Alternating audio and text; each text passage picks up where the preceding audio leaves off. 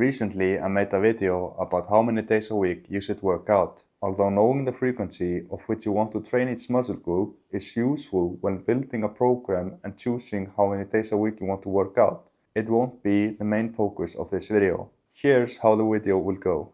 I'll start with the pros and cons of high frequency, then move to low frequency. And then, in the end, I'll help you decide what frequency makes the most sense for each muscle group. First off, let's define what training a muscle group at a high frequency is. I would define high frequency to be training a muscle group more than 2 times a week, with a general upper limit of 7 times a week. Although going over this is possible, like training your biceps every day 2 times a day, it's really uncommon and I have no experience training any muscle group more than 7 times a week. Let's get into the pros and cons of higher frequencies. The main pro of training a muscle group more than 2 times a week is that you're generally less fatigued on average during each set.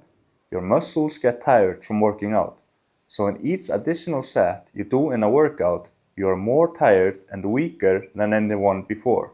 This effect is amplified if you're doing many sets in a workout for the same muscle group.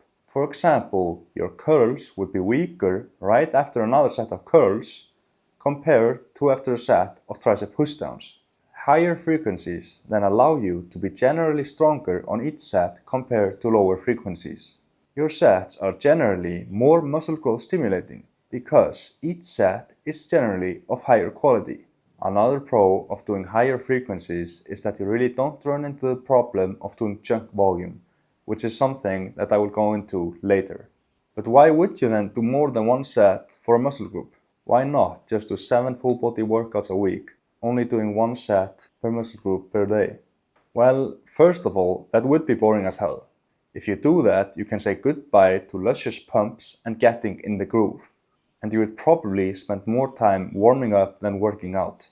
But besides the issue of training enjoyment, there are also physiological ones, which leads me into the cons of high frequency.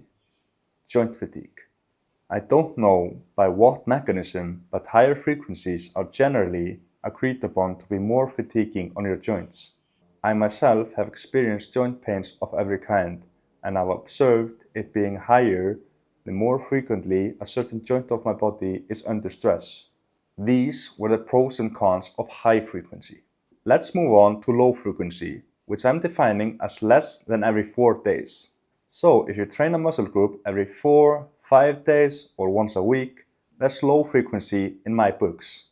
The pros and cons of high frequency are basically just flipped for the low frequency, where the pro of low frequency is better joint health and the con is that you're generally more fatigued per set.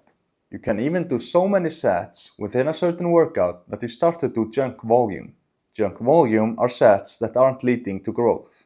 One time I, for example, was trying to grow my chest, only training it 1 time a week. I started at 3 sets, but after a few weeks I didn't see any progress. So, slowly over time I built myself up to doing 10 sets for chest in that one session. But by set 7 my pump wasn't getting any better, and no matter which movement I did, I wasn't feeling it in my chest. If I did presses, I just felt the triceps, and if I did flies, I just felt my shoulders. The only way to feel something in my chest at that point was to use extreme amounts of mind-muscle connection with baby weights. No muscles were measured or anything like that, but based on that I wasn't progressing and the sets after 7 were either with very low weights or not felt in my chest at all, those last 3 sets I was doing were probably junk volume. If you're feeling any of these signs in the latter sets of your workout, it's probably junk volume.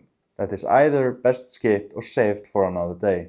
So, when you're deciding the frequency of which you want to train a muscle group, it's a balancing act. You don't want to train so frequently that the quality of each set drops because of joint fatigue or some other factor, but not so infrequently that no matter how many sets you do within a given workout, you can't progress. I would generally recommend lowballing it with frequency and train most muscle groups 2 times a week. Doing more than 3 sets in a workout is just more fun. Sometimes you warm up for 3 sets or more, but you don't get properly warm till you've finished 1 or 2 working sets.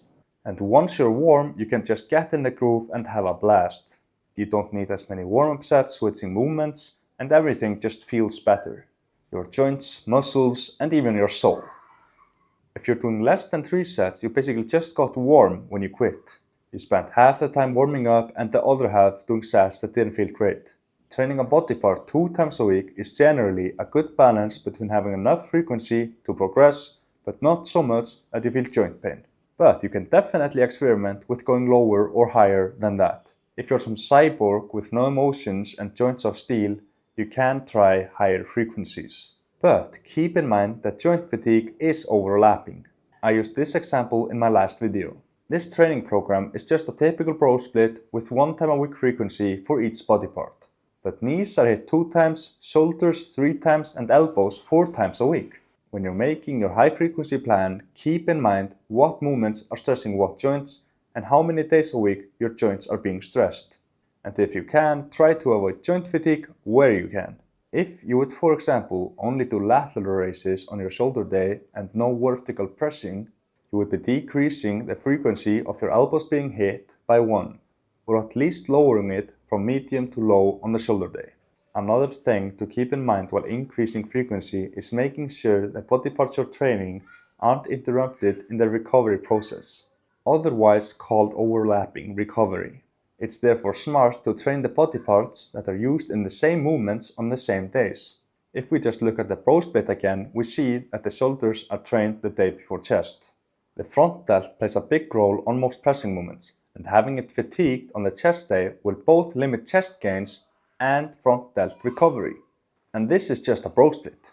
It will become even more tricky fitting your muscle groups into your plan at higher frequencies without overlapping recovery. Full body and upper lower splits are therefore well suited for high frequencies, because cases like the shoulder fatigue bleeding into the chest day won't happen. Because there aren't any chest or shoulder days, it's all on the same day. If you found this content informative, consider subscribing. And if you have any questions, shoot them down in the comments down below. Otherwise, that's all I had to say, and I hope I'll see you in the next one. Peace.